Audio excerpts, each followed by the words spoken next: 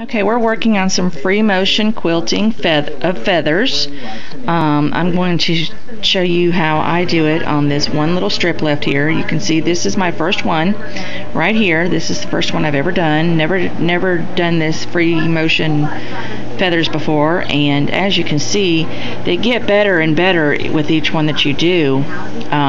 So I think I'm good enough right at the moment as a beginner that I can show you how I do it. I roll in my side here so that I can have free, or not free, but a complete control, and I'm also rolling up the front to give me something to hold on to since I'm not wearing gloves, but I do want to show you how I keep control over. I don't want it to be rolled up too much where you cannot see here. Here we go. But right here, I want it to be right there, and I'm going to drop the foot down, line it up and center it up, and I'm going to start, and I hope you can see all of this, that it goes pretty quickly. So we're going to start, I like to start in the center and get me a little swirl started here and come back and meet up where I started, and then do another one, come back and meet where I started, and then I'm going to go up the center of those two and do another swirl and come back where I start, and another one, and back down. And as you can see, I'm making a line right down the center.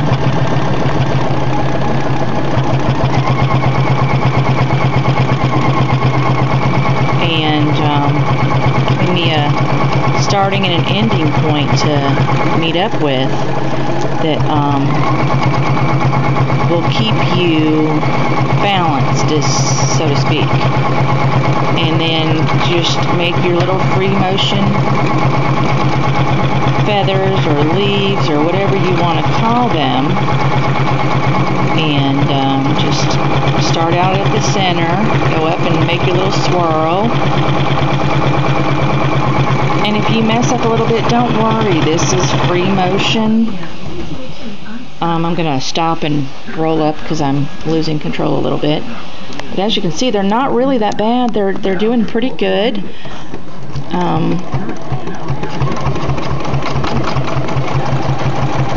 got out of control there, but that's alright. We'll fix that with another stitch.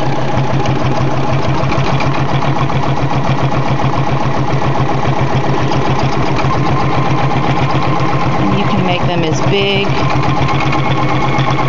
or as little as you like. Just remember, to keep your fabric under control. And you can tell where mine's getting out of control, but that's okay. It's free motion. Do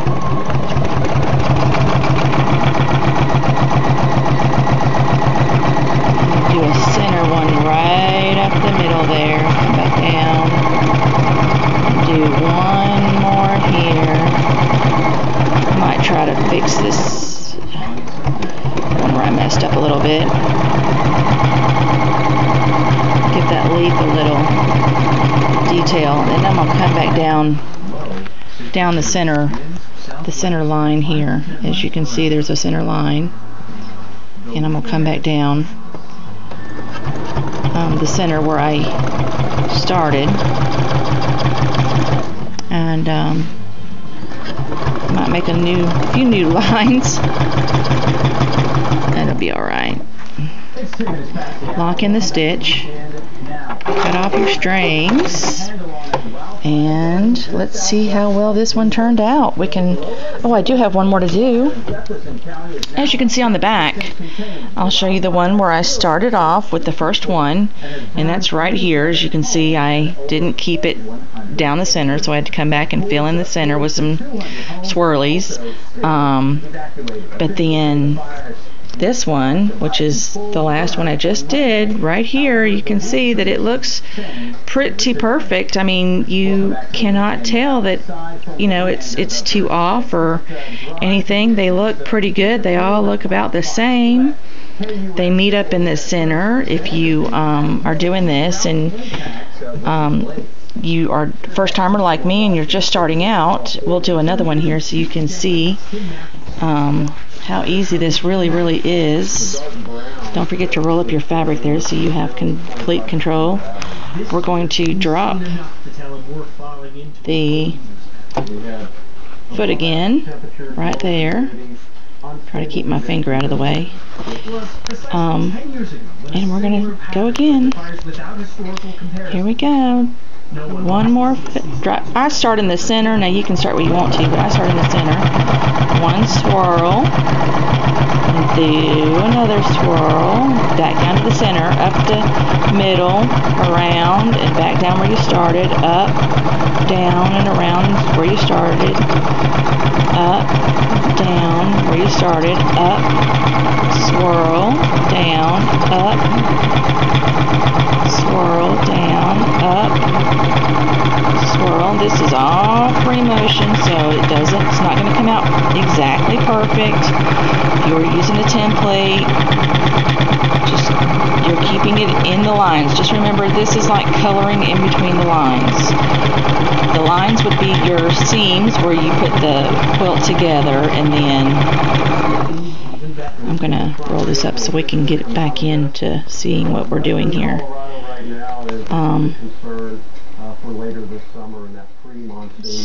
Clean this up a little bit, and we're down the center. We're going to come back up, swirl it, come back down the center, come back up and swirl, up, swirl, up, swirl. You can make these as big or as small as you want to.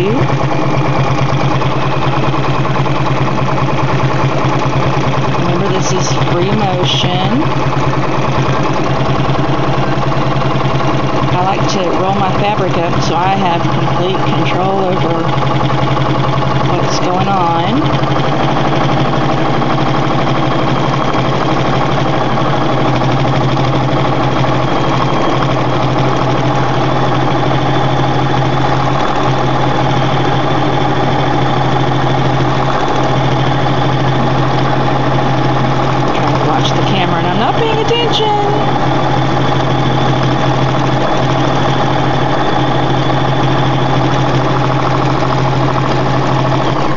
Back down the center.